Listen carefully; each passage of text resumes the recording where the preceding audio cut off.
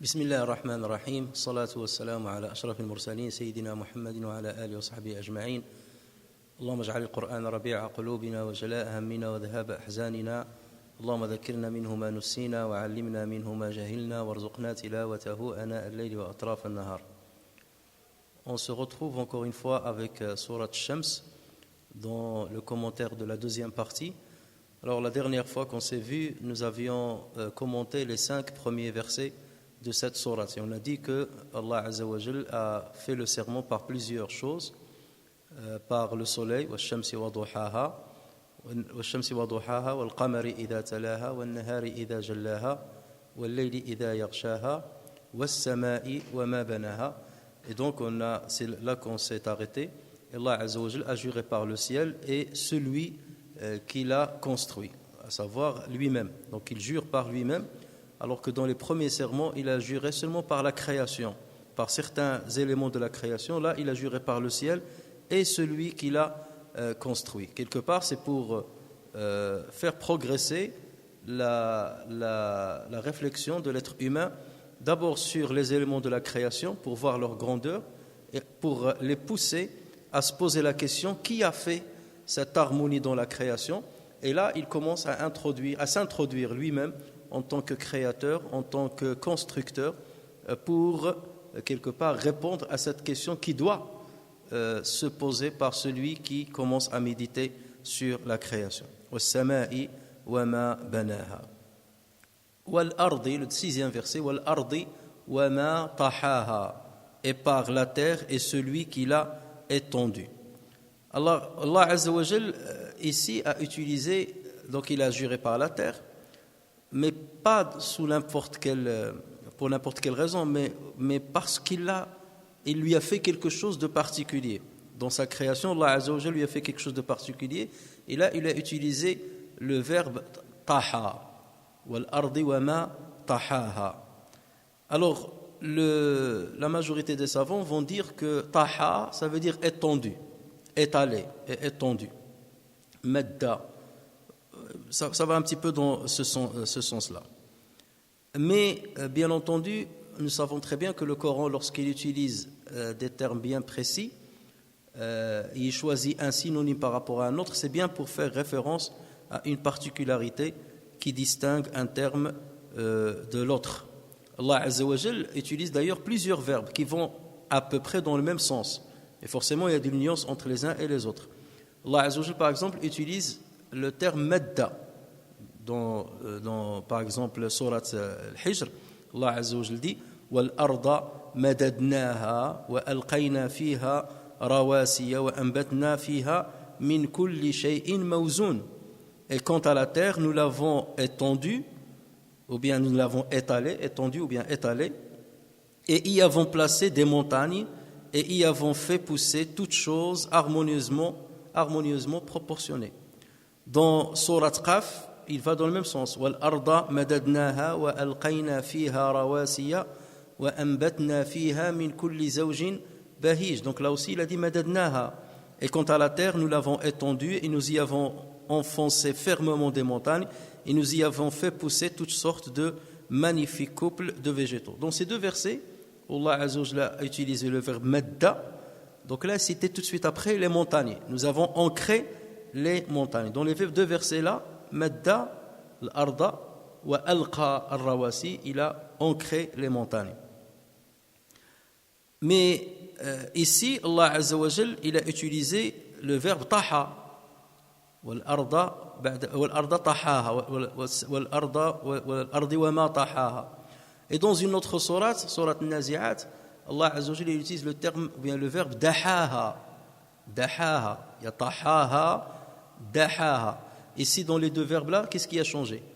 Seulement une seule lettre, la première. Au lieu de tahaha, il a dit dahaha dans sourate Al-Inshiqaq. Dans sourate Nazi'at.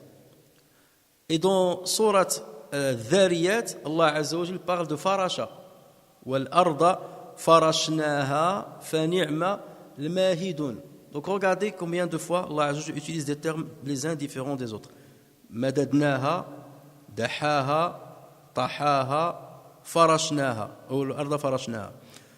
Alors, bien entendu, certains savants vont dire que ces termes-là sont synonymes et ils veulent dire exactement la même chose. D'autres vont dire non, ce n'est pas du tout la même chose. Et donc, forcément, ils doivent aller chercher dans la langue arabe qu'est-ce qui va caractériser un terme par rapport à un autre. Puisque, revenons à la base, Allah Azza wa Jal a créé la terre.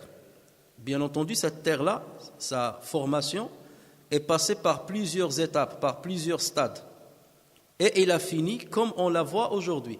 C'est-à-dire au départ, il n'avait pas la forme qu'elle a aujourd'hui. Elle n'avait pas l'eau comme elle l'a aujourd'hui. Elle n'avait pas le mar'a, la végétation comme elle l'a aujourd'hui. Il n'avait pas les océans comme il l'avait aujourd'hui. Il n'avait pas les montagnes comme il les avait aujourd'hui. Donc il est passé par plusieurs stades. Et à chaque fois, Allah Azza wa Jal va citer peut-être un stade avec un terme bien précis. Et parfois, il va parler de la forme finale ou de la forme qui apparaît à celui qui est sur terre, parce que la finalité de la terre telle qu'elle est faite, c'est que les êtres humains puissent y vivre, ainsi que les animaux et autres, puissent y vivre d'une manière non difficile. Ça veut dire, pour que l'être humain puisse vivre sur sa terre, il faut qu'elle soit étendue, il faut qu'elle soit facile d'accès. Tu peux marcher dedans, tu peux voyager dessus, tu peux dormir dessus. Il faut que son attraction soit à un certain niveau. Pour que, imaginez si l'attraction était faible, l'attraction terrestre était faible. Et parfois, lorsque tu cours, tu ne peux pas courir comme on court maintenant. D'accord ? Si l'attraction était très forte, l'attraction par exemple de la Lune, elle est faible. Donc c'est pour ça que lorsqu'on se déplace sur la Lune, on ne maîtrise pas son mouvement, on se lève et on prend du temps pour revenir sur le sol. Il en est de même si l'attraction était forte, on va fatiguer rapidement parce que la marche ne va pas être facile. Tu dois fournir un effort pour tirer ton pied du sol et il va facilement. C'est comme si tu avais un aimant sur ton pied et que la terre était un autre aimant. Donc imagine tu marches avec. Il faut avoir des muscles robustes. Hein. Tout le monde va être des champions de 100 mètres comme ceux d'aujourd'hui. Donc Allah Azza wa Jalla l'a fait d'une certaine manière pour que la vie de l'être humain dessus soit harmonieuse et que ça ne pose pas de problème pour lui. Donc, selon ce que Allah Azza wa Jal veut nous transmettre comme message, s'il est en train de parler des étapes de la création de la terre, il va utiliser un verbe qui correspond à une de ces étapes. S'il parle de ce pourquoi la terre a été créée, il va parler des facilités que nous allons trouver sur cette terre-là. Nous, lorsque nous sommes sur la terre, on va trouver qu'elle est mamdouda, elle est étalée. C'est comme si vous prenez c'est-à-dire un animal qui ferait un demi-millimètre et vous le posez sur un œuf. Lui, lorsqu'il va voir l'œuf, il va le voir étalé, parce qu'il n'a pas le recul pour voir qu'il a cette forme sphérique. Pour lui, l'horizon il est toujours en face de lui, mais à partir d'un certain moment, on ne voit rien dans l'horizon. Et c'est ce qui fait qu'il y a cette inclinaison. Mais supposons que dans l'œuf, il y a une attraction qui attire l'animal vers l'intérieur, donc forcément, il peut faire tout le tour de l'œuf et revenir à son endroit. Donc pour lui, il va te dire l'œuf est étalé. Il ne va jamais dire que l'œuf est arrondi. C'est ce que l'impression que nous avons lorsque nous sommes sur Terre, on a l'impression qu'elle est étalée. Pour nous rendre compte qu'elle est sphérique, donc là, il faut s'écarter énormément d'elle pour voir sa forme finale. Donc parfois, Allah Azza wa Jalla, il parle de ce que nous voyons. Dans ce cas, il va parler de étalé. Et lorsqu'il va parler de la forme sphérique, il va parler d'un autre verbe. Il va utiliser un autre verbe. Et tout dépend du contexte de la révélation et du passage coranique qui nous concerne.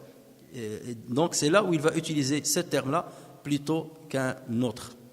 Regardez, lorsqu'il est dans le détail, lorsqu'il est en train de parler des détails, dans Surat Nazi'at, qu'est-ce qu'il dit? أَأَنْتُمْ أَشَدُّ خَلْقًا أَمِ السَّمَاءُ بَنَاهَا رَفَعَ سَمْكَهَا فَسَوَّاهَا وأغطش ليلها وأخرج ضحاها والأرض بعد ذلك دحاها أخرج منها ماءها ومرعاها والجبال أرساها متاعا لكم ولأنعامكم. Dans ce passage-là, il est en train de détailler les étapes de la création des cieux et de la terre. Donc forcément, ici, il a utilisé والأرض بعد ذلك, donc il parle des étapes qui se suivent. بعد ذلك, et la terre après cela, دحاها. Les savants ont essayé de voir c'est quoi le terme daha, le verbe là, à quoi il fait référence. Daha, ça se dit de l'œuf. L'œuf, la forme qu'il a, on dit madhiyya, ça veut dire elle est sphérique. On parle aussi de daha al-na'ama, c'est le nid que creuse l'autruche afin de mettre son œuf. Donc le nid qui a cette forme-là, d'accord? Bien sauf que cette forme-là, elle est vers l'intérieur, elle est creusée. Et l'œuf, lui, il est bombé. Mais en tout cas, si nous on voit de l'intérieur de la terre, si on était au centre de la terre, on va voir qu'elle est concave comme ça, qu'elle est un peu creusée comme le nid d'un autruche. Donc là, comme il est en train de parler, et daha, donc les savants disent, c'est lorsqu'on prend une boule, par exemple, de pâte, et qu'on commence à la tourner comme ça. Lorsqu'on la tourne, qu'est-ce qu'il fait?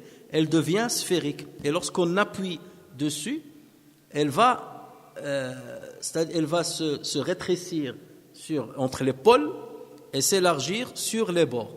Et d'où la forme de l'œuf. Et c'est exactement la forme qu'a la terre. Et le meilleur terme pour désigner cela, c'est dahaha.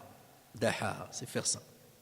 Et après, lorsqu'il parle des montagnes, waljibala arsaha, donc il les a ancrées afin de donner la stabilité à la terre, parce que la terre, elle tourne. Vous, lorsque vous changez la roue de votre voiture, de votre véhicule, d'accord? Qu'est-ce qu'il fait le spécialiste? Si vous ne cherchez pas, bien entendu, à gratter de l'argent, donc il la fait tourner, et à un certain moment, il trouve qu'elle vibre un peu, qu'est-ce qu'il fait? Il lui rajoute du plomb. Il va lui rajouter 5 grammes ici, 2 grammes ici. L'ordinateur va lui dire pourquoi? Pour que sa rotation qu'elle ne vibre pas dans sa rotation. C'est le rôle que vont jouer les montagnes. Arsaha, donc c'est pour donner une stabilité à la terre lorsqu'elle est dans sa rotation. Donc ces termes-là, pour donner ces détails-là, Allah Azza wa Jalla va forcément utiliser des verbes qui sont connus par les Arabes. Mais les Arabes utilisaient ces termes pas pour parler de la terre, parce qu'ils ne sont pas c'est des termes qu'ils utilisaient pour autre chose. Donc Dieu forcément va utiliser le verbe qui va se rapprocher le plus de l'action qui a été faite dans la terre afin qu'elle ait telle forme ou afin qu'elle passe d'un stade à un autre. Donc voilà pourquoi Allah va utiliser tous ces termes-là. Ce ne sont pas des synonymes comme on peut le croire. Et lorsqu'il va parler de la fin de la forme de la terre, là forcément il va dire, alors, tahaha, certains ils disent tahaha, ça veut dire il l'a étalé. Donc c'est ce que nous voyons nous, on voit qu'elle est étalée. Donc ça c'est la fin, parce qu'il parle de généralité. وَالسَّمَاءِ وَمَا بَنَاهَا, je jure par le ciel et celui qui l'a construit, et je jure par la terre et celui qui l'a étalé. Donc dans ce cas, il n'est pas en train de nous détailler les étapes de sa création. Donc il n'y a pas besoin d'utiliser un verbe qui va qui va donner une notion sur la forme de la terre ou la rotation de la terre. C'est la forme finale vue par l'être humain pour qu'il lui soit facile d'accès et qu'il lui soit facile afin qu'il vive sur sa surface, sur sa terre. Donc voilà comment on peut... Après, les savants, bien entendu, à leur époque, ils ne connaissaient pas les détails que nous connaissons aujourd'hui. Donc forcément, ils vont un peu chercher dans l'arabe, la langue arabe, ils vont trouver que c'est un terme, comme la majorité des termes arabes, ils sont polysémiques. Le même terme peut avoir plusieurs significations. Donc eux, ils vont se baser sur le sens utilisé par les Arabes à leur époque, ou bien avant même l'avènement de l'islam, là-dessus. Alors par exemple, certains savants disent que taha signifie étaler et élargir sur les côtés. C'est comme lorsque tu prends un pain, une maman prépare maman ou un papa, pourquoi pas, un boulanger, il prépare le pain arrondi, donc il commence à le taper, ou bien une pizza, donc il commence à le taper et à l'étaler sur les bords. Donc ça c'est une première signification, et celle-ci a été donnée par Ibn Sa'd, par Layth Ibn Sa'd, ainsi que par Al-Farra et par Al-Jawhari, qui est un grand référent littéraire. Ata et Al-Kalbi, eux, disent que le sens c'est étaler et étendre sur l'eau. Taha s'utilise pour quelque chose que tu étales sur l'eau. Ou bien sur l'huile, par exemple, tu étales quelque chose sur l'huile ou bien sur l'eau, c'est ça la signification. Donc si on prend ce sens-là, ça va aussi pour la terre, parce que la croûte terrestre, dans ce cas, la terre, il va faire référence à la croûte terrestre. La croûte terrestre qui est solide, qu'est-ce qu'il y a à l'intérieur? Il y a le noyau, et le noyau, il est visqueux ou bien il est liquide. Donc l'intérieur est liquide, mais la croûte terrestre qui est au-dessus, elle est solide. Donc ça va aussi dans ce sens qui est utilisé, c'est les Arabes, étaler sur l'eau, étaler sur l'eau. Et donc un disent tahaha, ça veut dire qu'il l'a rendu nivelé, de sorte qu'on puisse marcher dessus sans aucune difficulté. Voilà. Et donc nous, on se déplace. On n'a pas les montagnes partout, on a des montagnes dans certains endroits, mais dans la majorité de la croûte terrestre, sur la grande surface de la croûte terrestre, on peut se déplacer sans aucun problème. Donc vous voyez bien que tahaha ne veut pas du tout dire dahaha. Ce ne sont pas des synonymes.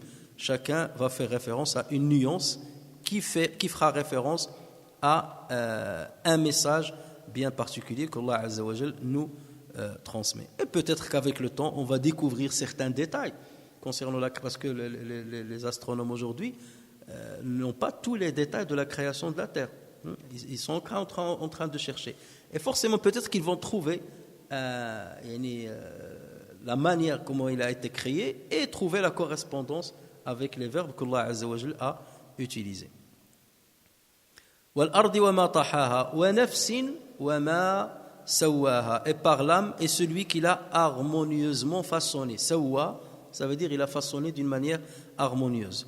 Alors, nafs peut faire référence à la personne elle-même. Nafsi, nafsi, ça veut dire ma personne, ma personne. C'est-à-dire l'être humain, nafs. C'est comme lorsque Allah Azza wa Jalla dit وَاتَّقُوا يَوْمًا لَا تَجْزِي نَفْسٌ عَنْ نَفْسٍ شَيْئًا. Craignez un jour où une personne ne bénéficiera pas d'une autre personne. On ne pourra pas rendre service à une autre personne. Donc, nafs peut faire référence à la personne elle-même. Ça, c'est la première signification. Alors, selon ce sens-là, c'est que Allah Azza wa Jalla est en train de parler de la manière dont il a façonné l'être humain, comment il l'a créé, au niveau de sa physionomie, au niveau de sa physiologie, au niveau de son psychique, au niveau de sa manière de parler, de méditer, de penser, et ainsi de suite. L'être humain tel qu'il est. Et Allah Azza wa Jalla dit wa fi anfusikum afala tubsirun. Regardez en vous-même. Êtes-vous aveugle? Regardez vous-même comment vous êtes créé, de A à Z, depuis votre forme extérieure jusqu'à l'infiniment petit dans votre corps. Regardez comment vous êtes façonné. Regardez les organes que j'ai mis en vous. Donc, lorsqu'il dit وَمَا سَوَّاهَا, ça peut faire référence donc à tous nos constituants, physiques et psychiques. Tu vois comment ton appareil digestif il fonctionne, ton appareil respiratoire il fonctionne, ton appareil sanguin comment il fonctionne, tes nerfs, ton cerveau, tu trouves que tout est bien, c'est harmonieux. Ça ne peut pas être le fruit d'un hasard. Ça ne peut pas être le fruit d'un hasard. Lorsque tu médites sur ça, tu finis par dire il y a un créateur qui a bien façonné les choses. Ou ceux qui disent en tant que croyant, on rase les murs. Tu as honte de dire je suis croyant. Voilà, c'est l'inverse qui doit se faire. C'est celui qui ne croit pas qui doit raser le mur. Et cette existence-là, tu penses qu'il est venu au hasard? Oui, il est venu par hasard. Comme ça, par hasard. Et moi, si je prends deux éléments, je les mets dans ce verre-là, deux dés, un dé rouge et un dé bleu. Je les mets dans ce verre-là. Quelle est la probabilité pour que je tire le dé bleu? 1 sur 2. D'accord? Imaginons je mets 1 million de dés dans 1 million de dés de différentes couleurs. Quelle est la probabilité pour que je tire le bleu d'un seul coup? 1 sur 1 million. Lorsque j'arrive à 1 milliard, quelle est la probabilité? 1 sur 1 milliard. Et au fur et à mesure, j'arrive vers où? Les mathématiciens, qu'est-ce qu'ils disent? La limite de f de x lorsque x tombe vers l'infini. Dans ce cas-là, c'est quoi? Ça tombe vers zéro. Ça tombe vers zéro. Nous, les éléments de la création, ce n'est pas 1 milliard. En nous-mêmes, tu vois combien de cellules tu as, tu vois combien de cheveux tu as, tu vois combien tu as de globules blancs, de globules rouges, combien de plaquettes sanguines. Si tu comptes tout ça, ce n'est pas des milliards et des milliards. Tu es un monde tout seul. Alors, toi tout seul, l'autre pareil, la terre, le ciel, les éléments de la nature. Et tu prends tout ça, et quelle est la probabilité pour que ces choses-là soient créées par elles-mêmes, par le hasard? Et le hasard n'a pas fait de faute. Il a tout fait pas dans le désordre, il a fait tout dans l'ordre. Il est pour que ça se passe dans l'ordre. C'est pas possible. Si je prends des feuilles, dans chaque feuille j'écris une lettre. 4 feuilles avec la lettre A, 4 feuilles avec la lettre B, 4 feuilles avec la lettre C, jusqu'à toutes les lettres de l'alphabet français. Et je plie les feuilles là, je les jette par terre. Et je te dis, tire 4 feuilles de suite, 4 feuilles de suite, quelle est la probabilité? En tirant les 4 feuilles de suite, tu tombes sur un mot compréhensif en français, compréhensible en français. Il y a par exemple, je sais pas, le verbe aller. Tu vas tomber sur le A, tu vas tirer A, première, le L, deuxième, le L, troisième, en troisième lieu, le E, quatrième, et le R, cinquième. Quelle est la probabilité pour tirer comme ça? À chaque fois que tu tires, tu vas trouver le verbe aller. C'est 1 sur je ne sais pas combien. D'accord? Quelle est la probabilité pour qu'en tirant les phrases, tu vas avoir une phrase complète, compréhensible? C'est 1 sur je ne sais pas combien. Pour avoir un texte compréhensible, c'est 0. C'est pas possible que je tire comme ça, même si tu répètes ça toute ta vie, ou la vie de un tel, ou la vie de un tel, ou la vie de un tel, tu vas arriver à l'infini. Jamais tu n'auras une phrase ou un texte complet, compréhensible, sans qu'il n'y ait d'erreur. On dit que le monde a été créé par hasard, et jamais le hasard n'a fait d'erreur. Tout est bien harmonieux. L'être humain, comment il est, comment il mange, le corps, comment il métabolise certains éléments, comment il fait ceci. Il n'y a pas de hasard. Regardez par exemple, prenons l'éthanol. L'éthanol, c'est l'alcool. L'éthanol, le corps humain ne le métabolise pas. Nous n'avons pas des enzymes dans notre corps qui métabolisent l'éthanol. C'est pour cela qu'il monte directement dans le cerveau et il perturbe le cerveau et tu deviens saoul, tu deviens ivre. Et l'islam, comme par hasard, est venu et t'a dit c'est interdit de consommer l'alcool. À l'époque du prophète, il ne savait pas ce que c'est que l'éthanol, le métabolisme de l'éthanol, les enzymes et tout ça. Et il est venu par hasard, il a dit c'est interdit. Non, il n'y a pas de hasard. Et Dieu n'a pas voulu justement que cet élément-là soit métabolisé par le corps, et il a voulu qu'il soit nuisible, et il a voulu tester l'être humain en lui disant ne consomme pas cela. Il a voulu l'éprouver pour ne pas consommer cet élément. Est-ce que c'est le hasard qu'il a fait? Alors que les autres éléments, on les mange et il n'y a aucun problème. Il y a certaines choses qu'on peut... Pour ces enzymes, comment le hasard a fait que l'enzyme-là va dégrader tel produit de cette manière et de cette manière? Que la mitochondrie soit dans la cellule d'une certaine manière, pour que la respiration, que l'oxygène soit pris par l'hémoglobine, qu'il soit relâché dans la cellule, que l'hémoglobine prend le CO2. Tout ça, c'est le hasard? Non. Il a été créé harmonieusement. Quelqu'un qui réfléchit, ne serait-ce qu'un instant, il va dire non, ces choses-là sont harmonieuses, donc forcément, il y a derrière eux un créateur qui a façonné ceci. Derrière une maison bien structurée, tu dis il y a un architecte.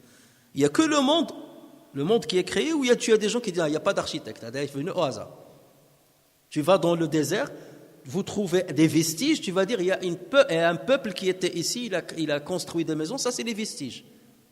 Après, mais personne n'a dit ça, c'est par hasard que ces vestiges se sont trouvés dans l'océan, se sont trouvés dans le désert.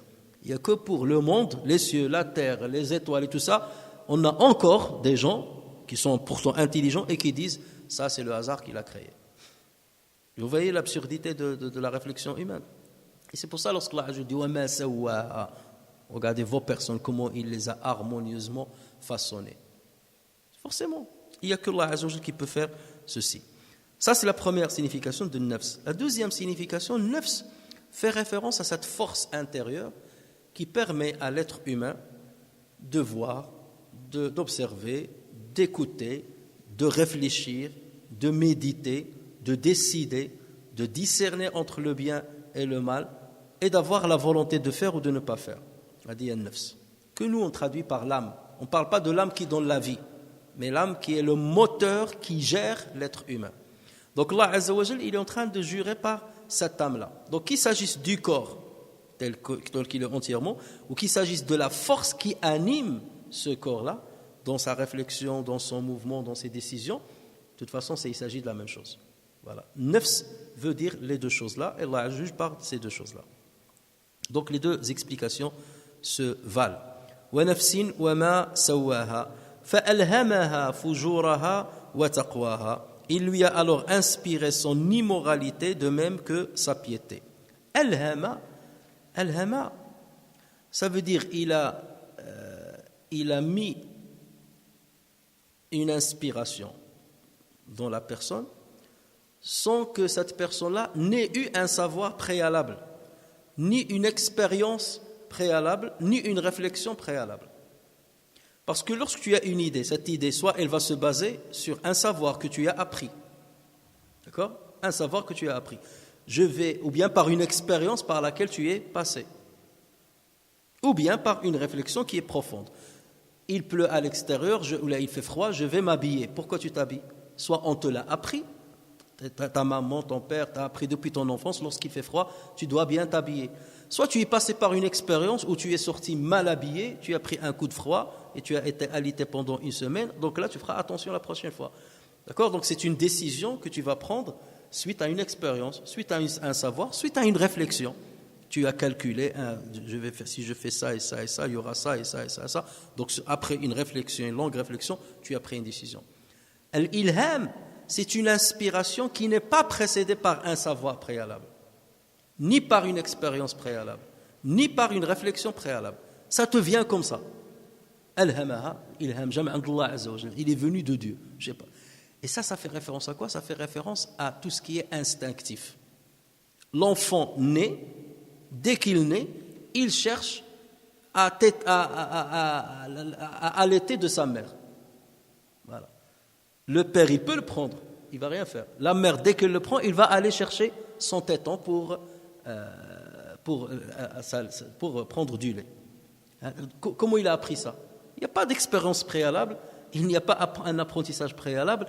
هذا إلهام من عند الله تبارك وتعالى. Ce que Allah Azza wa Jalla parfois désigne par le terme le wahi. وأوحى ربك إلى النحل. Ton Seigneur a inspiré aux abeilles. Voilà comment tu dois manger, voilà comment tu vas faire, voilà comment tu vas faire. Les abeilles, vous savez très bien que les abeilles sont plusieurs castes, ils passent par plusieurs expériences. L'abeille, donc, elle est soit butineuse, soit elle va fermer les opercules, soit elle va veiller à nourrir les larves, soit elle va aérer la ruche. Et ils passent par tous ces stades-là. Vous croyez qu'il y a des séminaires que la reine va organiser dans la ruche? Écoutez, vous allez vous organiser, vous allez faire ça et ça et ça. Et 3 semaines après, cette équipe va passer là, vous venez. Il n'y a pas d'enseignement là-dessus. On va vous dire, oui, c'est programmé génétiquement. Alors ça me fait rire à programmer génétiquement, parce que jusqu'à maintenant, la génétique, qu'est-ce qu'elle dit? La génétique, lorsqu'on dit programmation génétique, ça veut dire, ça fait référence à des gènes. Ou les gènes, c'est quoi? Ce sont des codes qui sont faits par des bases chimiques qui se trouvent dans l'ADN. L'acide désoxyribonucléique, ADN. C'est une grande chaîne d'ADN qui est elliptique, comme une échelle. Tu prends une échelle et tu la tords comme ça. Et tu as l'adénine en face de la cytosine en face de la guanine, l'adénine en face de la thymine, et ainsi de suite. Et selon la suite des 4 bases, dans l'informatique, on a un système binaire, seulement 0 et 1. Le maximum auquel est parvenu l'être humain, 0 et 1. Une base, 2, binaire. D'abord, l'informatique, 0, 1. Allah Azza wa Jalla a utilisé une base dans l'ADN, une base de 4. L'être humain n'est pas encore dans l'informatique, on n'est pas encore arrivé à ce niveau-là. 4. L'adénine, la thymine, la guanine et la cytosine. D'accord? Et ils vont coder, bon, je ne vais pas rentrer on ne va pas faire un cours de biologie, mais ils vont coder pour la fabrication d'une hormone. D'accord? Une hormone qui va être fabriquée comme ça, c'est-à-dire une succession de peptides. Une succession de peptides. Et selon leur succession, c'est ça qui va donner l'identité de l'hormone ou bien du produit chimique un tel ou un tel. Et après, cette hormone va influencer sur le corps, ou bien va influencer sur le tempérament, ou bien sur le psychique. D'accord? Lorsqu'on va dire la cortisone va être sécrétée, ainsi de suite, ça donne de la colère, ou ainsi de suite. Tu te prépares pour te défendre ou pour être en colère. Mais tout ça, ça passe par des produits chimiques, par des fabrications chimiques, par des molécules. Mais moi, j'ai jamais trouvé encore une explication comment une molécule peut agir sur un comportement. Ça veut dire, le poussin, il sort de l'œuf, il commence à picoter par terre. Quelle est la molécule qui l'a poussé à picoter par terre? Est-ce que c'est le muscle qui a mécaniquement une molécule qui a commencé à faire bouger le muscle de sa nuque dans ce sens-là? C'est absurde, ça. D'accord? Ça, c'est un comportement décidé. Le fait de suivre sa mère, il y a parfois on utilise le leurre, ou celui qu'il trouve en face de lui. Si c'est la mère, il va la suivre. Si c'est ta main avec un leurre, dans ta main tu mets un gant qui ressemble par exemple, à un poussin, tu mets un gant qui ressemble à la poule, il va te suivre tout le temps. C'est ce qu'on appelle un leurre dans la biologie de comportement. Il va le suivre. Il est programmé pour suivre le premier objet qui bouge, qu'il va trouver en face de lui. En général, c'est sa mère. Mais cette programmation, comment on peut la codifier génétiquement? Alors que les gènes codifient pour une hormone. Comment l'hormone va agir de dire « suis ». Est-ce que l'hormone est au niveau de son oreille, lui dit « suis cet objet-là, suis cette... » Ne le lâche jamais. Non, on ne peut pas expliquer ça. Un geste physique par une molécule, ce n'est pas possible. Et c'est ça, il a donné quelque chose instinctif à Nahl. Comme il nous a donné plusieurs choses instinctives, comme le fait aussi de croire en un créateur. C'est ça le fitra. Dans notre fitra, il y a un créateur. Et c'est selon comment on va façonner notre personnalité dans la société. On est dans une société qui va nous donner une mauvaise éducation, ou des parents qui vont nous donner une mauvaise éducation, on peut tomber dans la mécréance, c'est dire non, Dieu n'existe pas. Mais une fois on tombe dans une épreuve grave, c'est là où quelque chose sort de ton cœur et te dit, adresse-toi à quelqu'un plus haut. Tu es malade, là, tu as un problème grave. Là, tu dis, Ya Rabbi, si tu existes, as-tu doutes encore? Si tu existes, prouve-moi que... Ah, ce qui a parlé ici, ce n'est pas toi, c'est le fitra dielk. Et cette fête-là, parfois, elle peut être ensevelie par les problèmes de la vie quotidienne, par la mauvaise éducation.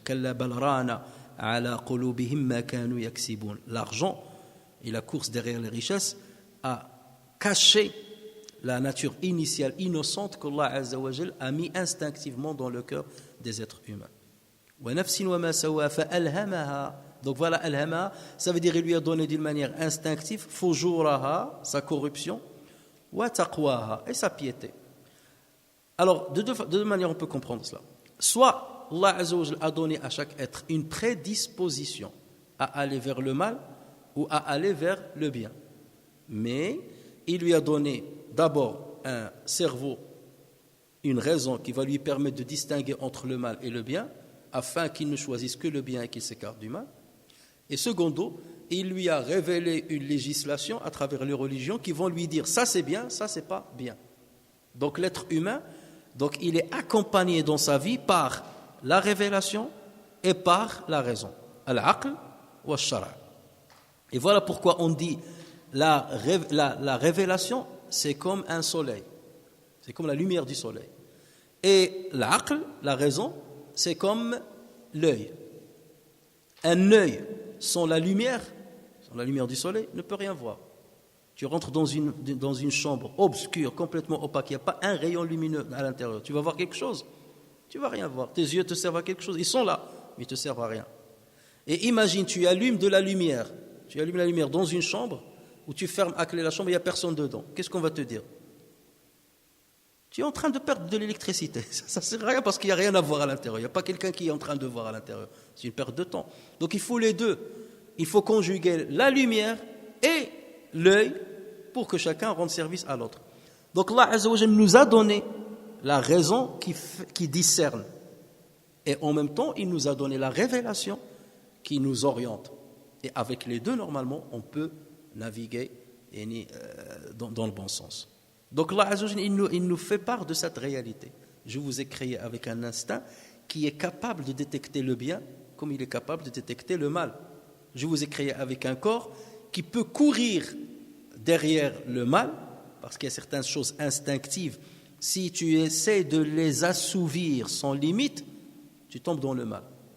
Tu as un penchant sexuel vers l'autre sexe. Si tu ne le fais pas dans un cadre législatif, qui est le mariage, tu tombes vers ce qui est interdit.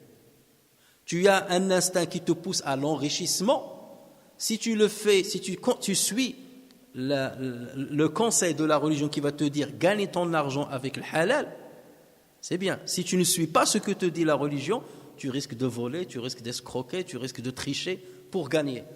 Donc tu as la prédisposition d'aller vers le mal et vers le bien. Mais la religion a été là pour t'orienter. D'accord ? Et aussi l'instinct. Un singe.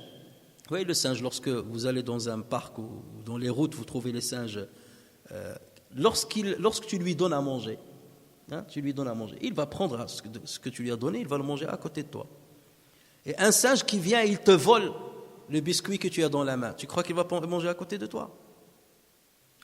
Il fuit pour aller manger loin. Pourquoi? Parce qu'il a su qu'il l'a obtenu d'une manière interdite. Il l'a volé. Alors que lorsque tu lui as donné, il peut rester à côté de toi. Il dit même le singe, même les chats parfois. Le chat, tu lui donnes, il n'y a pas de problème. S'il te vole, il ne restera pas à côté de toi. Alors l'être humain, bien entendu, raison de plus. Certains, comme le Mu'tazila, eux, ils ont dit l'être humain a ces deux instincts qui lui permettent de détecter le bien et le mal sans l'aide de la religion. Et c'est pour ça que pour eux, même si la personne n'a pas reçu la révélation, même s'il n'a pas été guidé par la religion, il sera jugé selon ses choix. S'il a fait des bons choix, il ira dans le paradis. S'il a fait des mauvais choix, indépendamment de la religion, des mauvais choix, il ira en enfer. Mais tous les savants ne sont pas d'accord avec eux. Ils disent non, parce qu'Allah dit وَمَا كُنَّا مُعَذِّبِينَ حَتَّى نَبْعَثَ رَسُولًا. Nous n'allons pas être châtieurs tant qu'on n'a pas envoyé un messager. Donc il faut qu'il y ait un messager qui explique les choses. Et ça, c'est par la miséricorde de Dieu. Dieu, même s'il sait qu'il nous a donné le moyen de discernement, malgré ça, il dit « Je ne vous jugerai pas tant que je ne vous envoie pas quelqu'un qui va vous éclairer avec ma révélation. » En l'occurrence, les prophètes et en l'occurrence, les messages des livres divins. Donc voilà, lorsqu'il a dit, il a harmonieusement façonné l'âme. وَنَفْسٍ وَمَا سَوَّاهَا فَأَلْهَمَهَا فُجُورَهَا وَتَقْوَاهَا. Ensuite, Al-Hamaha, en arabe, Al-Hamaha, on dit aussi Iltahama. Ça veut dire quoi, Iltahama? Ça veut dire il a avalé d'un seul coup. Iltahama, ça veut dire il a avalé d'un seul coup. Et donc c'est ça, Al-Hamaha, ça veut dire il lui a donné directement, sans aucun moyen. Ça c'est pour prouver ce que je vous ai dit, ou argumenter ce que j'ai dit tout à l'heure. قد أفلح من زكاها وقد خاب من دساها. A réussi certes celui qui la purifie et est perdu certes celui qui la corrompt. A réussi celui qui la purifie. Ça veut dire quoi purifier l'âme? Ça veut dire comment on purifie déjà l'âme?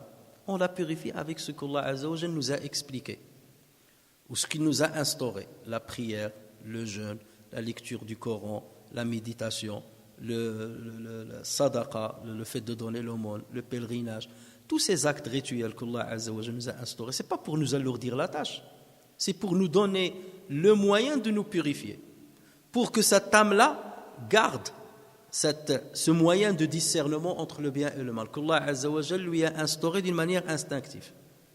D'accord?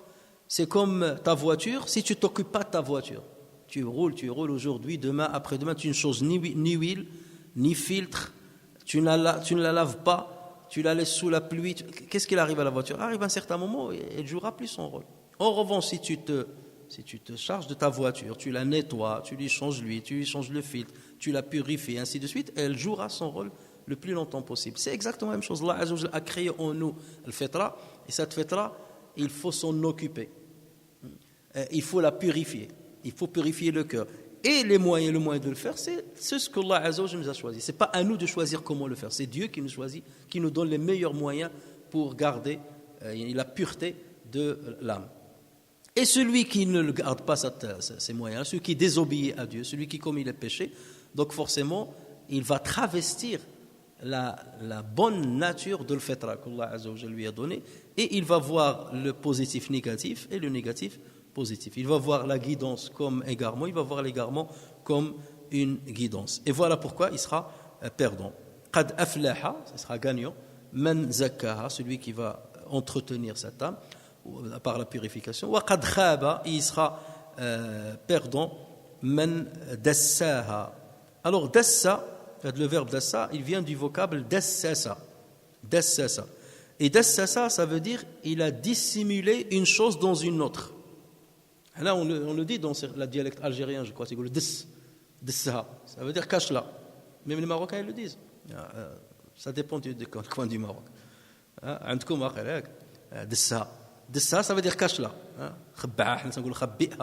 Ou bien dessa. Donc, donc, quel rapport entre dissimuler, cacher et dessa nafs? Quel rapport avec nafs?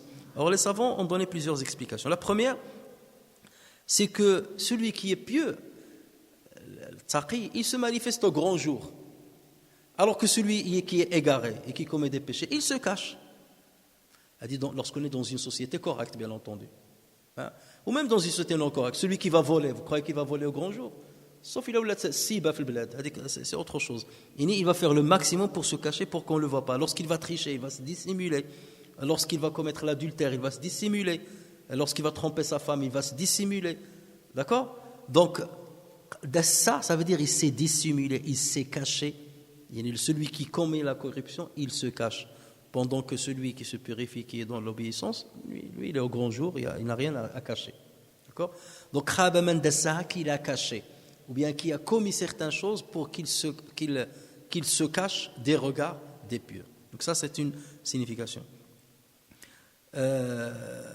Ou bien dassaha, ça veut dire celui qui se dissimule parmi les pieux. Il se fait passer pour un pieux, alors que c'est un hypocrite. Il se fait passer pour un pieux, alors qu'il ne l'est pas. Donc, dassa nafsahu bayna as-salihin. Il s'est caché, il s'est dissimulé avec les bons, alors qu'il n'en fait pas partie. Celui-là est perdant. D'accord? Donc ça, c'est une autre signification. Et man dassaha, ça veut dire celui qui a enfoncé sa personne. Il est perdant, celui qui a enfoncé sa personne dans l'égarement. C'est comme lorsque tu noies quelque chose dans l'eau. Lui, il a noyé sa personne dans l'océan de l'égarement, de la désobéissance, des péchés. Donc ça peut aller dans ce sens-là. Et dassaha, ça veut dire qu'il est devenu non visible. Ça veut dire que tellement il a commis des péchés, et tellement il est tombé dans la désobéissance, qu'il devient délaissé par les pieux.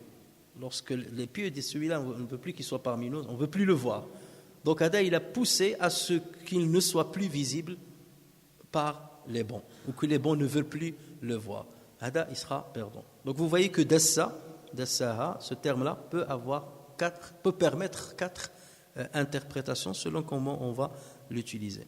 Mais ça va bien entendu dans le sens de quelqu'un qui n'a pas purifié. C'est l'inverse, qui n'a pas purifié son âme. Et d'ailleurs, c'est dans cette sourate, il y a ce que le balaghiyin, ceux qui parlent de l'balara, de la rhétorique arabe, il y a ce qu'on appelle at-tibaq. Tibaq, c'est de citer deux choses qui sont contradictoires à chaque fois. Depuis le début d'ailleurs. Wa-shamsi wal-qamari. Shamsi wa duha wal-qamari d'ailleurs. Wa-nahari wal-layl. C'est le nahar, le layl. L'inverse. C'est pas forcément l'opposant. Wa-layli idha yaghsha wa-nahari idha jalla. Wa-sama' wal-ard. Sama'i wa ma banaha wal-ardi wa ma tahaha. ألهمها فجورها تقواها الفجور والتقوى زكاها دساها أفلح خاب. Donc vous voyez, c'est ce qu'on appelle at-tibaq dans la rhétorique arabe. Et le Coran utilise énormément ceci. Ensuite, Allah Azza va passer à la deuxième partie de cette sourate. كذبت ثمود بطغواها. Les Thamoud, par leur transgression, ont crié au mensonge. Alors, lorsqu'Allah a parlé de la corruption, celui qui corrompt sa personne, il sera perdant, il a donné un exemple de ceux qui ont corrompu leur personne. Puisqu'après tout, cette sourate, c'est une sourate mécoise. Elle s'adresse en priorité à qui? Aux polythéistes de la Mecque, qui ont traité de menteur le prophète sallallahu alayhi wa sallam, qui n'ont pas voulu suivre le message du prophète sallallahu alayhi wa sallam, qui n'ont pas voulu croire aux menaces du prophète sallallahu alayhi wa sallam. Donc Allah Azza wa Jalla est en train de leur citer un exemple. Si vous continuez dans votre égarement, dans votre entêtement, voilà ce que vous risquez. Vous risquez d'avoir le châtiment qu'ont eu certains peuples avant vous.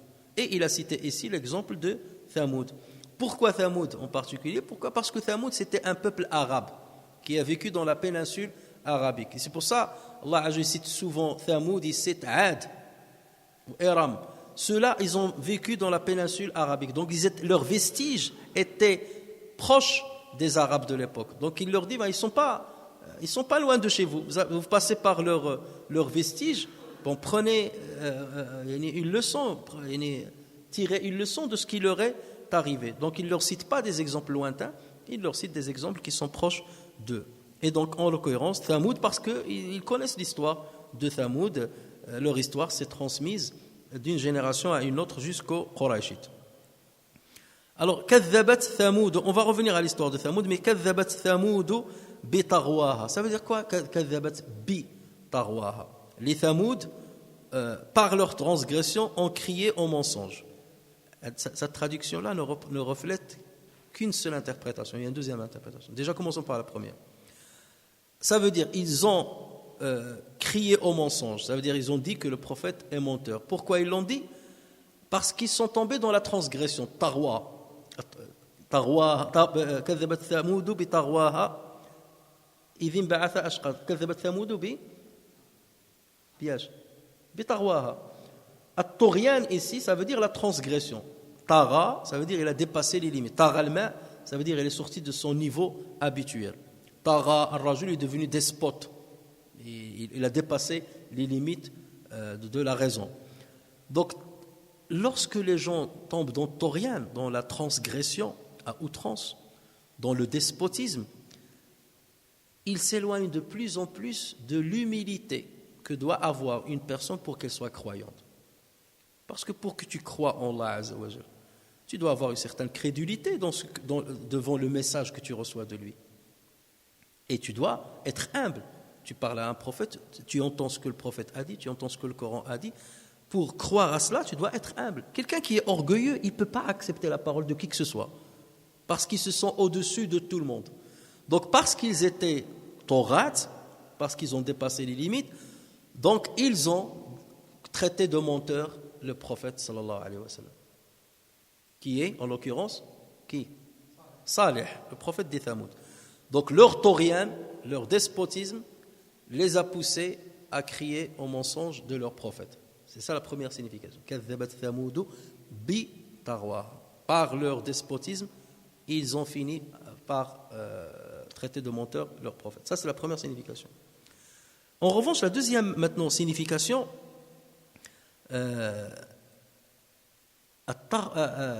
Tarwaha, c'est le nom que Dieu a donné au châtiment qu'il a fait descendre sur les Thamoud. Leur châtiment, ça veut dire quoi? C'est le cri de Jibril alayhi salam qui a détruit toute la cité. Le cri-là, le châtiment-là, cette punition-là, Allah Azza wa Jalla, dans le Coran, il l'a appelé Tughyan. Allah Azza wa Jalla, dans surat Al-Haqqa, il dit فَأَمَّا ثَمُودُ فَأُهْلِكُوا بِالطَّاغِيَةِ. Donc le cri, il l'a appelé At-Taghiya. فَأَمَّا ثَمُودُ.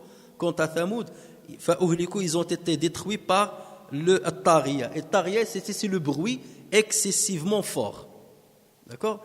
Donc ici, Taghiya, كَذَّبَتْ ثَمُودُ بِطَغْوَاهَا. Ça veut dire que Thamoud n'ont pas cru à la menace que leur a faite leur prophète lorsqu'il leur a dit: si vous ne croyez pas, vous allez, si vous ne croyez pas, si vous tuez la chamelle, on parlera de ça, vous allez recevoir Tariya. Ça veut dire quoi, Tariya?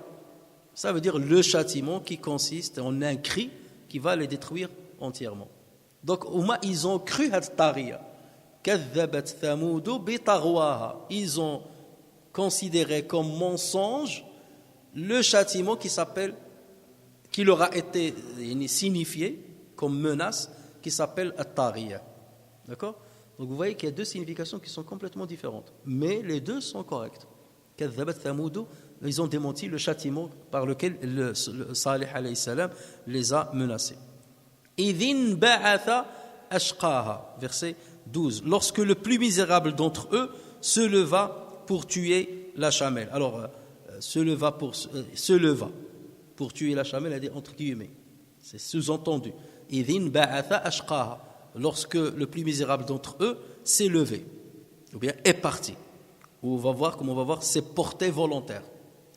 Alors, pour comprendre bien entendu ce verset, il faut qu'on connaisse d'abord toute l'histoire, enfin d'une manière bien entendu récapitulée, parce que cette histoire de Thamoud a été souvent mentionnée dans le Coran. Donc si on comprend l'histoire, on va comprendre les versets. Alors, qui sont Thamoud? Thamoud, donc comme j'ai dit, sont des Arabes qui ont vécu dans la région de la péninsule arabique, dans une cité qui s'appelle Al-Hijr. Et d'ailleurs, la 15e sourate du Coran, elle s'appelle sourate Al-Hijr. Allah Azza wa Jalla a dit وَلَقَدْ كَذَّبَ أَصْحَابُ الْحِجْرِ الْمُرْسَلِينَ. Certes, les habitants de l'Hijr ont traité de menteurs les messagers. قد كذب أصحاب الحجر المرسلين. La région-là, la cité, elle se trouve, on l'appelle aussi Madain Salih, les villes de Salih. Madain, le pluriel de Medina, de Salih, de leur prophète. Ça se trouve à 400 km au nord-est de Médine. 400 km au nord-est de Médine. Et actuellement, elle se trouve à 22 km d'une ville saoudienne qu'on appelle la ville de l'Ula. Al-Ula, 22 km de cette ville. Et cette ville-là, actuellement, a été inscrite sur la liste du patrimoine de l'UNESCO. Parce qu'il y a des vestiges qui témoignent de ce qui est arrivé à ce peuple. Alors, ce peuple-là, il a créé une civilisation très développée, au point qu'il sculptait leur demeure dans la roche. Ils avaient des montagnes, ils adoraient les montagnes. Et ils sculptaient leurs maisons, ils creusaient leurs maisons dans la roche. Et il existe encore des vestiges qui montrent cela. Mais, sauf qu'ils étaient polythéistes, et ils adoraient les roches de leurs montagnes. Donc Allah Azza wa Jal leur a envoyé un prophète qui s'appelle Salih.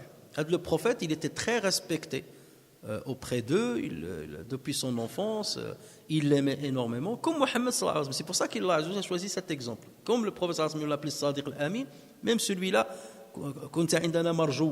il était aimé par eux. Et lorsque donc il les a appelés au monothéisme, ils l'ont traité de menteur et ils n'ont pas voulu le suivre. Et donc il est resté, alors on parle depuis l'âge de 16 ans, on dit qu'il avait 16 ans lorsqu'il a commencé à les appeler au monothéisme, jusqu'à 120 ans, jusqu'à ce qu'il avait 120 ans. Donc il est resté une longue période à les appeler au monothéisme, mais eux, ils refusaient tout le temps. Et à un moment, ils lui ont dit, si tu veux qu'on croie en toi, dis à ton Seigneur de nous donner un miracle, un signe de la véracité de ce que tu dis.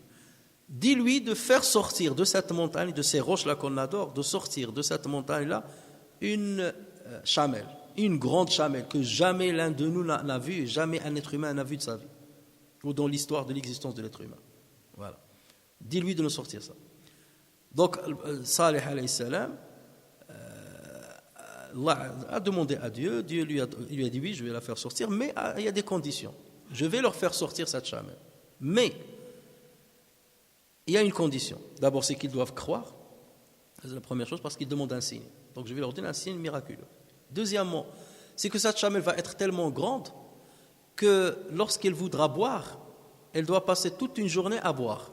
Elle est tellement immense qu'il va passer une journée à boire. Donc, pendant cette journée-là, le puits duquel il puisait l'eau, le peuple puisait l'eau, il faut le laisser pour elle. Il y a un jour où elle va s'abreuver, et le deuxième jour, c'est pour vous. Donc, un jour sur deux, elle, vous lui laissez s'abreuver tranquillement, vous lui portez aucun mal, et vous la laissez s'abreuver normalement, et vous puisez pas l'eau dans ce puits-là, ou dans ces puits-là. Et donc, ils ont accepté au départ. Mais moi, ils ont accepté parce qu'ils savaient ils croyaient qu'il n'y aura rien de tout cela.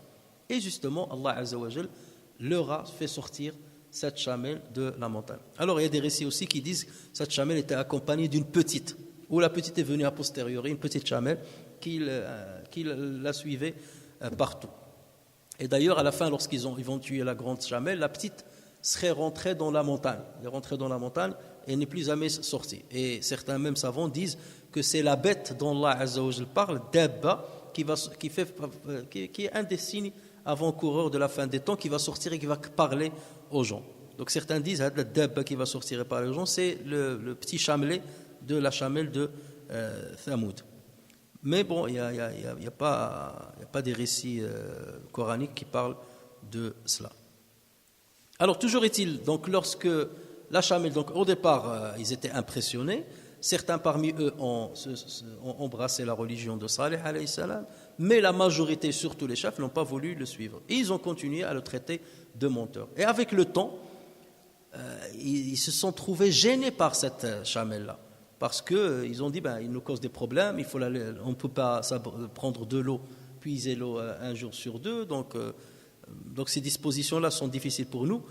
Donc ils ont décidé de la tuer.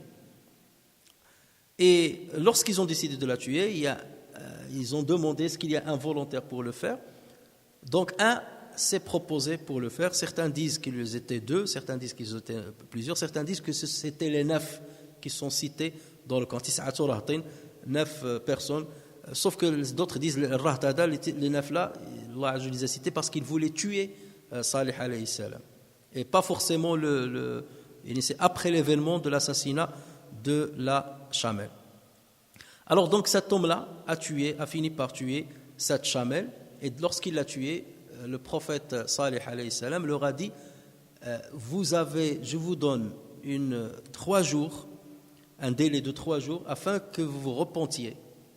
Et dans ce cas, Allah ne fera pas descendre vous repentiez, vous rentrez en islam, Dieu ne fera pas descendre son châtiment sur vous, sinon Allah Azza wa Jalla va toucher par un châtiment. 3 jours sont passés, au moins il disait il n'y aura rien, et il le traitait de menteur et tout ça, et le châtiment a fini par descendre 3 jours exactement après. C'est dans ces 3 jours, la veille d'ailleurs, que les 9 personnes que je viens de citer ont essayé de le tuer, mais n'ont pas pu le faire. Alors, il y a un hadith rapporté par l'imam Ahmed, par le Hakim et d'autres, où le prophète sallallahu alayhi wa sallam a dit à Ali ibn Abi Talib radiyallahu anhu, Ya Ali, man ashqa al-awwalin, qui est le plus misérable des premiers? Et Ali de répondre, Allahu wa rasuluhu a'lam, Dieu et son messager savent mieux. Il lui a dit, ashqa al-awwalin aqirun naqa, ou bien Humayru Thamoud. Le pire, le plus misérable des anciens, c'est celui qui a tué la chamelle. Et il lui a dit, est-ce que tu connais qui est le plus misérable des derniers? Et il lui a dit, Allahu wa rasuluhu a'lam. Il lui a dit, c'est celui qui va te tuer ici. Et il lui a montré celui qui va te poignarder ici. Et dans une autre version, il lui a dit, et ta barbe sera touchée par le sang ici. Donc il y a plusieurs versions. La version que je vous cite, c'est celle qui a été authentifiée par l'Albani. Donc il lui a dit, c'est le premier, la pire des personnes qui étaient parmi les premiers, c'est celui qui a tué Naqa. Et la pire personne après, c'est celui qui va te tuer ici. Et justement, Ali ibn Abi Talib a été poignardé. Alors, pas par qui d'ailleurs? Qui a tué Ali ibn Abi Talib? Comment il s'appelle? C'est pas Shia. Comment il s'appelle? Abdurrahman ibn Muljim. Abdurrahman ibn Muljim. C'est lui qui a tué Ali ibn Abi Talib. Alors que celui qui a tué Naqa, il s'appelle Qudar ibn Salif. Qudar ibn Salif. Et le prophète l'a surnommé Humayru. Humayr, c'est le petit âne. Humayru Thamoud. Alors donc Allah Azza wa Jalla, dans ce verset-là, il fait référence à cet homme-là, à Qudar ibn Salif. Idhin ba'atha ashqaha. Nba'ath, ça veut dire qu'eux, ils ont dit, qui est prêt à aller tuer Naqa? Et lui, il s'est porté volontaire. Ba'athu ahadan liyaqtula Naqa, fanba'ath. Ma ma'na nba'ath, ça veut dire, il s'est porté volontaire. Moi, je vais le faire. Il se sentit. Donc, c'est pour cela que Allah Azza wa Jalla a dit, idhin ba'atha ashqaha. Le plus misérable parmi de Thamoud. Certains savants, ils disent non, ils étaient nombreux à faire cet acte-là, c'est pas un seul. Et les autres leur répondent, ils disent mais ashqaha, c'est au singulier. C'est au singulier. Et comment vous pouvez expliquer cela? Ils disent, les autres savants, ils disent oui, on peut utiliser singulier pour parler du pluriel. Lorsqu'on va dire Haoula'i ashqa al-qawm, ceux-là sont le pire des gens. Là, on va dire les pires en français. Mais le pire, en arabe, c'est comme si on a dit ceux-là sont le pire des gens. Haoula'i ashqa al-qawm. Donc, ashqa al-qawm, ashqa, c'est au singulier. D'accord? Même si on parle du pluriel. Donc, vous avez des savants qui ont dit que c'était un seul. Certains disent qu'ils étaient 2 qui ont tué Naqa. Et certains disent qu'ils étaient nombreux. Et c'est même ceux qui disent que c'était les 9 qui ont été mentionnés dans un autre verset. Toujours est-il que ceux qui ont tué Naqa, c'est les plus misérables, c'est-à-dire les pires des personnes parmi les premiers, comme le hadith l'a dit. إذن بعث أشقاها فقال لهم رسول الله ناقة الله وسقياها. Donc là il revient, il a commencé par dire إذن بعث أشقاها, après il est revenu pour expliquer qu'est-ce qui s'est passé. En fait, ce qui s'est passé, c'est que Rasulullah, c'est Salih alayhi salam, leur a dit la chamelle d'Allah, laissez-la boire. Naqat Allahi wa suqiyaha. Regardez l'expression de ce verset, elle est belle. Faqala lahum Rasulullah. Deux points. Naqat Allahi wa suqiyaha. Et là, il n'a pas dit naqatullahi wa suqiyaha. Il a dit naqata avec le fath naqatallahi wa suqiyaha. Ça veut dire quoi? Ça veut dire prenez garde. Prenez garde, méfiez-vous de la chamelle de Dieu. C'est comme lorsque tu dis en arabe al-asad al-asad. Si par exemple je vous dis al-asadul asadu, hein? C'est comme si je dis le lion, masha'Allah, le lion, al-haqatu mal-haqa. D'accord? Mais si je vous dis al-asada, si je vous dis al-asada, et que vous restez en train de me voir, c'est que vous ne comprenez pas l'arabe. Normalement, si je vous dis al-asad al-asad, vous devez tous tourner la tête pour voir où est-ce qu'il est le lion. Parce que si je vous dis al-asad al-asad, je vous mets en garde. Il y a un lion, méfiez-vous, al-asad al-asad. Mais si je vous dis al-asadu, c'est comme si je suis en train de vous définir l'asad. C'est qui l'asad? Oui, qu'est-ce qu'il a? D'accord? Donc, ouais, est-ce qu'il a? Il n'a pas dit naqatullahi. Si c'était naqatullahi, c'est comme s'il la présente à eux. Naqatullahi wa suqiyaha. Ça, c'est la chamelle de Dieu. Et ça, c'est. Or, le verset là, il dit naqata Allahi. Ça veut dire méfiez-vous. Mais le verbe méfier n'a pas existé. Iyyakum wa naqata Allah. Iyyakum, méfiez-vous de la chamelle de Dieu, wa suqiyaha et son abreuvage. Ça, c'est donc pourquoi il a été naqata et non pas naqatu. Deuxième chose, pourquoi il a attribué naqa à Allah, naqata Allah? Naqata Allah, ça veut dire c'est naqa que Dieu vous a donné comme signe de la véracité de mon envoi comme prophète. Donc c'est pour ça qu'il l'a attribué à Dieu. Et lorsqu'on nisbatu tashrif, tu l'attribues à Dieu pour lui montrer sa noblesse et sa grandeur. وَمَنْ أَظْلَمُ مِمَّنْ مَنَعَ مَسَاجِدَ اللَّهِ مَسَاجِدَ اللَّهِ. هذه النسبة, on appelle ça nisbatu tashrif. Donc naqat Allah, ça c'est la chamelle de Dieu que Dieu vous a. Il a une noblesse, il a quelque chose de sacré en elle. Donc attention, ne la touchez pas. Naqat Allahi wa suqiyaha. Méfiez-vous de toucher à son abreuvage. Ne lui portez pas de mal. Et d'ailleurs dans une autre surah, il leur a dit وَلَا تَمَسُّوهَا بِسُوءٍ. Ne la touchez pas par un mal. فَيَمَسَّكُمْ عَذَابٌ أَلِيمٌ. Sinon vous serez touchés par un châtiment douloureux. Donc il les a mis en garde. نَاقَةَ اللَّهِ وَسُقْيَاهَا.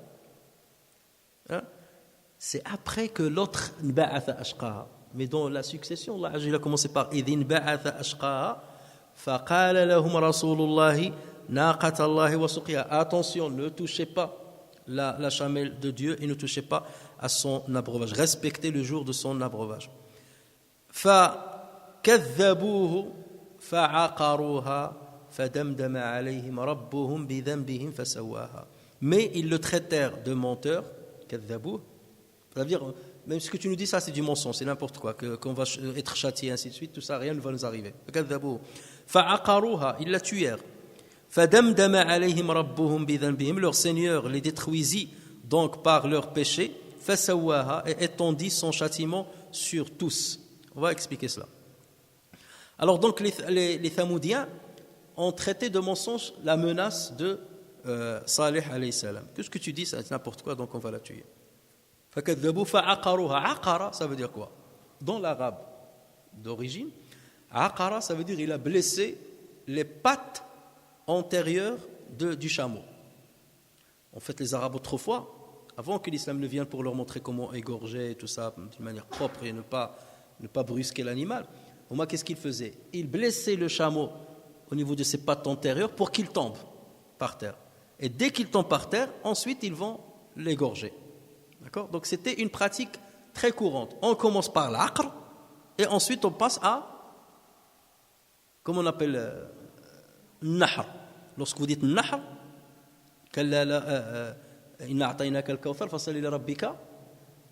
lorsqu'il a dit wanhar, ça veut dire égorge les chameaux. Parce que on t'a donné beaucoup. Donc toi, tu ne dois pas égorger un mouton ou une poule pour sadaqa. Non, tu dois égorger un chameau pour que sadaqa soit très grande. On a expliqué ça auparavant. Parce que ça concorde avec le kawthar, le kathir. Donc là, l'aqr, d'abord on commence par l'aqr et ensuite le nahr. Mais tellement ces deux événements étaient associés à l'aqr ou nahr, que les Arabes, lorsqu'ils disent l'aqr, ça signifie nahr, ça signifie égorger. Donc, depuis un certain moment, on dit aqar an-naqa, ça veut dire il a égorgé. Mais à la base, aqara, ça veut dire seulement il lui a. Mais pourquoi Allah Azza wa Jalla ici il n'a pas dit naharuha? Il a dit fa'aqaruha parce qu'il y a une différence. Nahr, c'est que tu choisis le meilleur moyen pour que l'animal ne souffre pas. C'est nahr. Mais lorsque tu dis l'aqar, tu es en train de la blesser au niveau de ses pattes. Et pourquoi aussi? C'est pour montrer que cette chamelle était tellement grande qu'il ne pouvait pas parvenir directement à son cou. Donc il a fallu la blesser au niveau de ses pattes, c'est là où ils ont accès, pour qu'elle tombe par terre, et c'est là où ils pouvaient l'attaquer. S'il a dit fanaharuha, tu vas dire, il y a une contradiction, cette chamelle était grande et comment ils sont parvenus? Il va dire, attends, je vais ramener une échelle, je vais monter en haut pour que je t'égorge. Non, donc voilà le moyen pour fa'aqaruha, ça veut dire qu'ils l'ont blessée au niveau de ses pattes en terre pour qu'elle tombe. Fadamdama alayhim. Alors, damdama, c'est un verbe, bien entendu, qui a une signification bien particulière. Damdama, ça veut dire atbaqa. Atbaqa, c'est couvrir. Damdama alayhim rabbuhum, ça veut dire il les a couverts par son châtiment. Il les a couverts par une grande punition. Lorsque les Arabes disent naqatun madmouma, c'est pas madmouma. C'est pas madmouma, madmouma bdal. Naqatun madmouma, ça veut dire c'est une chamelle qui est engraissée, qui est couverte par la graisse de partout. Donc ça veut dire couvrir. Fadamdama alayhim, ça veut dire il les a couverts par son châtiment.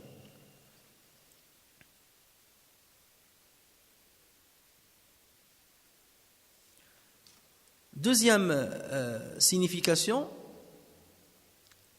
lorsque on enterre quelque chose par terre, à l'intérieur de la terre, on dit damdamtu alayh. Ça veut dire damdamtu alayh, ça veut dire j'ai mis la terre dessus pour qu'il soit en dessous. Damdamtu, ça veut dire je l'ai couvert par le sable. Je l'ai enterré et je l'ai couvert par le sable.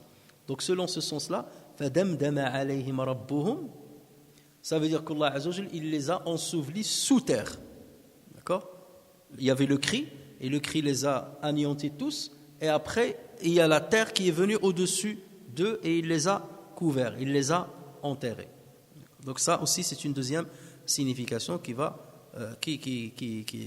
donne bien entendu une autre interprétation et qui est correcte. Et damdama alayhi, damdamtu alayhi, ça veut dire j'étais en colère contre lui.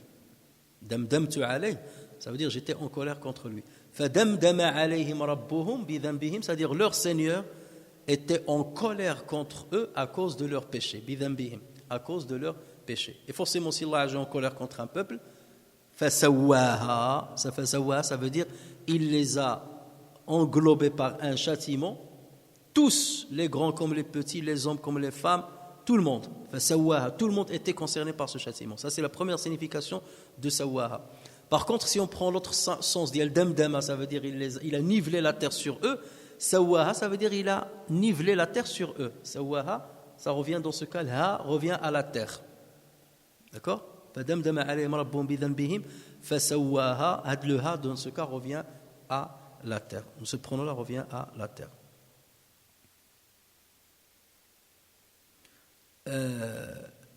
Et donc ça revient à la terre. Ou l'autre signification, c'est sawaha, le ha peut revenir à as-sayha, au cri. As-sayha.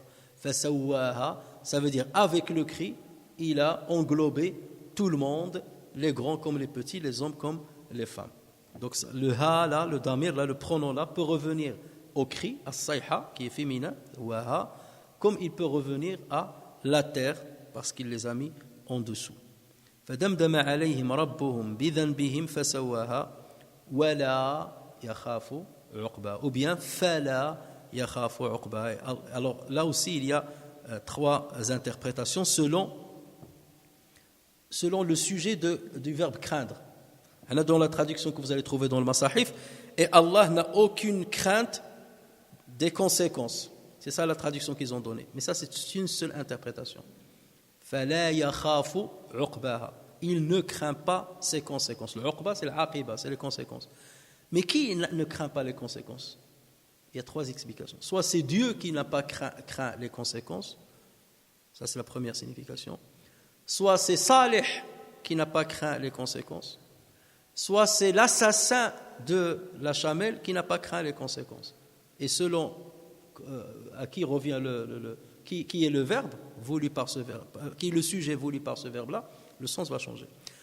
Si c'est Allah Azza wa Jal, Dieu n'a pas craint les conséquences, ça veut dire quoi? Lorsque je veux punir quelqu'un, je veux punir mon enfant, Dieu appartient le meilleur exemple. Lorsque je veux punir mon enfant,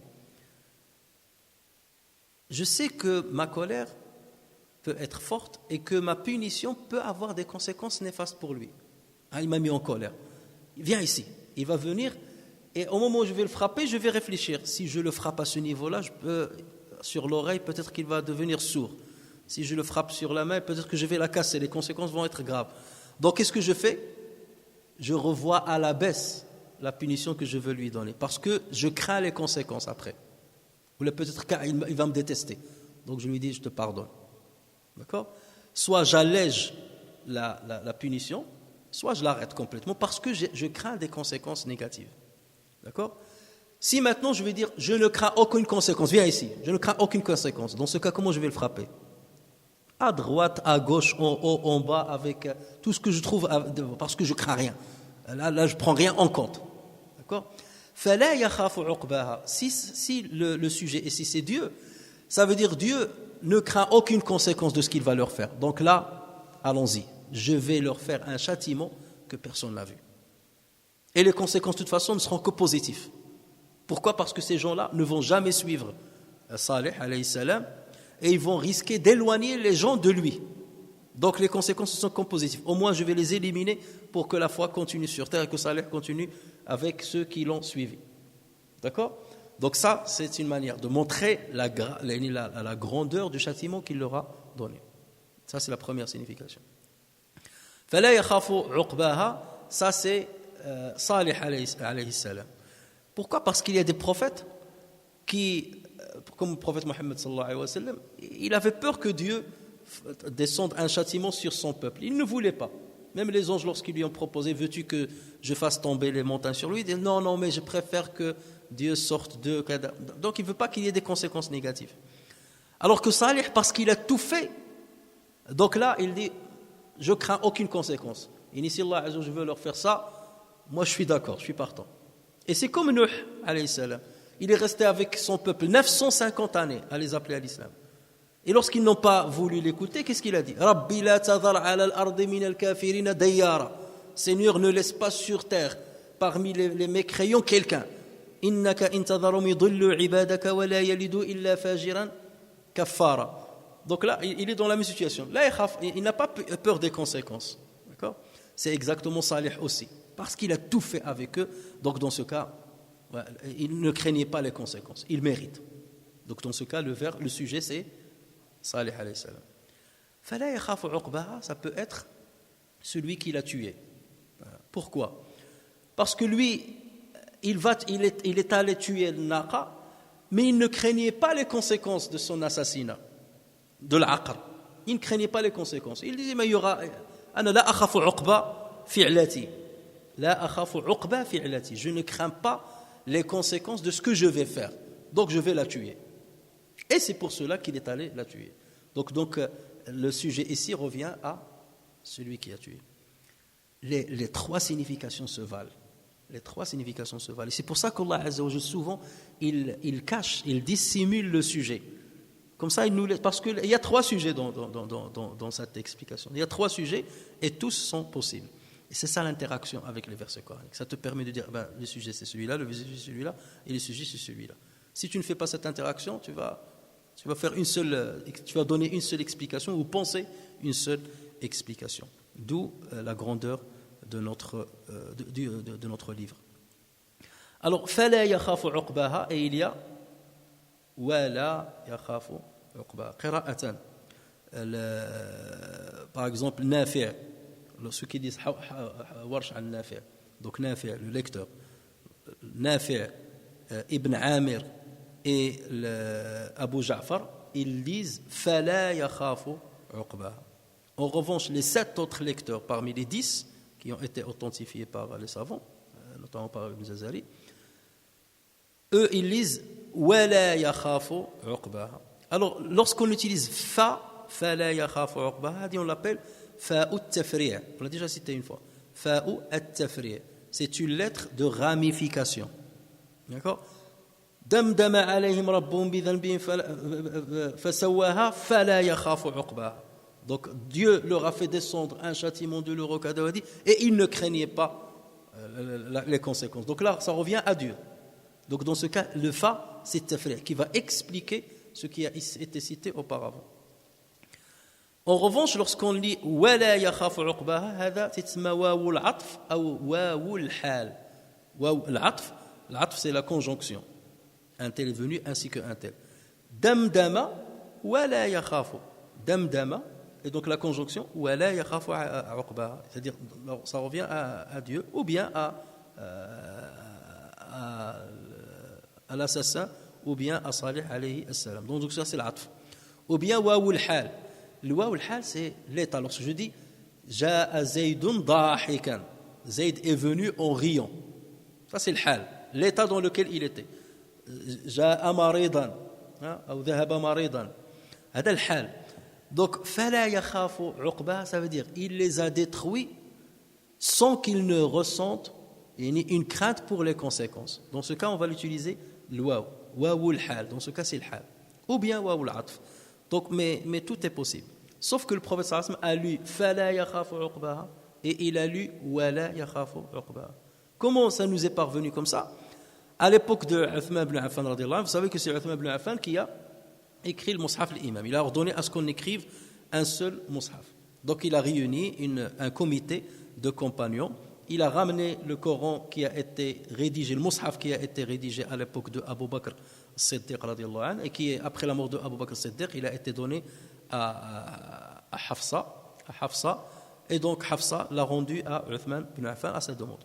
Donc il a fait un comité, et dans ce comité-là, il leur a dit, donc vous allez chercher un témoignage pour chaque verset, chaque mot, vous trouvez des témoignages des compagnons qui ont entendu le prophète sallallahu alayhi wa sallam lire de cette manière-là, directement. Donc bref, ils ont écrit le livre.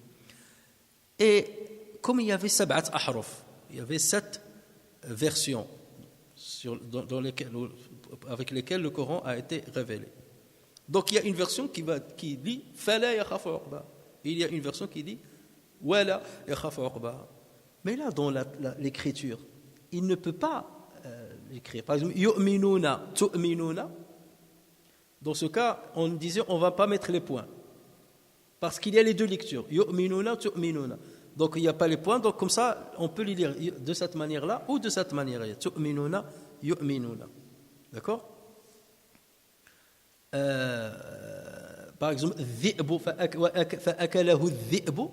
Donc on va écrire dhi'b sans mettre le hamza sur le ya. Comme ça, on peut lire fa'akalahu dhi'bu ou bien fa'akalahu dhi'bu. D'accord? Donc, c'est pour ça qu'on parle de la graphie uthmanienne. Al-rasm al-uthmani. La graphie uthmanienne qui permet de lire un maximum de versions. Un maximum de versions. Mais arrive parfois où le même mot, le mot lui-même, il change complètement. يوم تكون السماء كالعهن أو تكون الجبال كالعهن المنفوش. Il y a une lecture authentique aussi. وتكون الجبال كالصوف المنفوش. Là, dans le Coran, on ne va pas écrire l'in. Le terme, c'est l'in ou le ha ou le nun. Ce n'est pas pareil que sauf, sad ou le wa ou le fa. Donc, lorsqu'on tombait dans une situation comme ça, où le mot change complètement, que disait Uthman ibn Affan?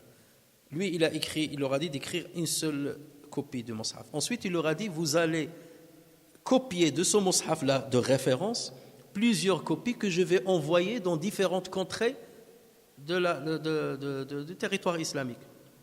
Et ce sont les copies officielles. Par exemple, cette copie-là va rester à Médine. Celle-là, elle va être envoyée à la Mecque. Celle-là, elle va être envoyée à Bassora. Celle-là, elle va être envoyée à Al-Koufa. Celle-là, elle va être envoyée à Yémen. Celle-là, elle va être envoyée en Égypte. Et tous ceux qui veulent écrire le Coran, ils doivent se référer à cette copie-là. Ça devient la copie de référence pour le pays intel, pour le pays intel, pour le pays intel. D'accord? Donc, qu'est-ce qu'il leur a dit dans ce genre de situation? Fala yakhafu wa la yakhafu. Si on l'écrit, il faut écrire ici le wa, et ici il faut écrire le fa. Donc, qu'est-ce qu'il leur a dit? Pour certaines copies, écrivez fa. Et pour d'autres, écrivez wa. Comme ça, on fait perpétrer ces deux lectures, ces deux versions. Donc, pour le masahif, pour les masahif, les copies qui ont été écrites à Médine ou bien à Cham, c'était écrit Fala yakhafu uqba. Et pour le masahif qui ont été écrites à la Mecque, à Bassora et à Al-Koufa, c'était écrit Wala yakhafu uqba. D'accord? Et ceci a été authentifié avec les 10 lectures possibles. Les versions ne sont pas les lectures. Ça, on avait fait un séminaire déjà. Il y a 2 ramadans, on a fait un long séminaire sur Qira'at al-Qur'aniyya. Donc voilà pourquoi vous allez trouver certains lecteurs qui ont opté pour le Fa, parce qu'ils se sont basés sur le Masahif qu'il y avait dans tel pays, et d'autres avec loi, parce qu'ils se sont basés sur le Masahif qui était dans tel autre pays, mais ce sont tous des Masahif qui ont été écrits à partir des Masahif de référence qui ont été écrits à l'époque de Uthman ibn Affan radiyallahu anhu. Donc c'est pas un hasard. Et là, on est certain que le prophète sallallahu alayhi wa sallam a lu parfois Fala yakhafu uqbaha, et une autre fois il a lu Wala yakhafu uqba, et il y a eu des témoins qui ont entendu les deux. C'est pour cela qu'on les a consignés ainsi. Mais parfois, il y a certaines choses qu'on n'a pas consignées parce que la graphie ne permet pas de lire deux verbes différents, deux mots différents. Donc dans ce cas, on ne les a pas adoptés. On a adopté seulement la version de la Mecque. Lorsqu'il y avait des divergences, il leur disait adopter la version de la Mecque. Par exemple, la version de la Mecque, c'était l'ihni al-manfouch. L'ihn, ça veut dire sauf, pareil. Mais l'autre version avec laquelle le prophète sallallahu alayhi wa sallam disait également as-sauf, elle n'a pas été adoptée. Pourquoi? Parce que Uthman ibn Affan, il leur a dit, lorsqu'il y a une divergence de mots, optez pour la version de la Mecque, de Quraysh, et non pas pour les autres versions des autres contrées. Mais lorsqu'il y a des petits changements comme le wa et le fa, comme ici, il leur a dit dans ce cas, écrivez-les différemment dans deux masahif, dans deux copies pour qu'on perpètre cette tradition. Donc voilà un petit peu le résumé de ce qu'on peut dire comme commentaire sur cette sourate. Donc vous voyez qu'elle regorge de plusieurs secrets. Encore une fois, la rhétorique bien entendu des versets est quelque chose qui prouve que ce Coran n'a pas été l'œuvre du prophète sallallahu alayhi wa sallam, mais lui n'était qu'un transmetteur de ce qu'il a reçu comme révélation de la part d'Allah azza wa jalla. Nafa'ani Allahu wa iyyakum bil Qur'an al-Karim wa bi hadith sayyid al-awwalin wal akhirin wa ghafara Allahu li wa lakum wa li sa'iril muslimin. Subhanak Allahumma wa bihamdika nashhadu an la ilaha illa anta nastaghfiruka wa natubu ilayk. Subhana rabbika rabbil izzati amma yasifun wa salamun ala al-mursalin walhamdulillahi rabbil alamin.